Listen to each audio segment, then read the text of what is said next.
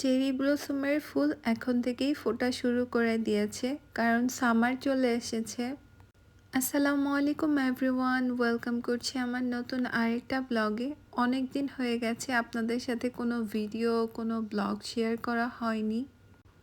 রমজানে অনেক বেশি ব্যস্ততা থাকে, তাই ডেইলি ব্লগ শেয়ার করা আমার পক্ষে পসিবল হচ্ছে না, তাই অনেক দিন ধরে আপনাদের সাথে ব্লগ শেয়ার করতে পারছি না।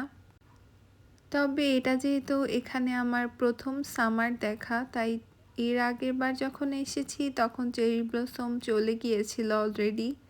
তাই এবার যখন প্রথম চেরি ব্লসমের ফুলগুলো ফুটা শুরু করেছে, তাই দৌড়ে চলে গিয়েছিলাম দেখতে। এটা একটু দূরে ছিল গাছ, তাই আর যাইনি। রোজা রেখে যেহেতু বাসার সামনেই হেঁটে হেঁটে গিয়েছিলাম, তাই ভাবলাম আপনাদের সাথে একটু শেয়ার করি।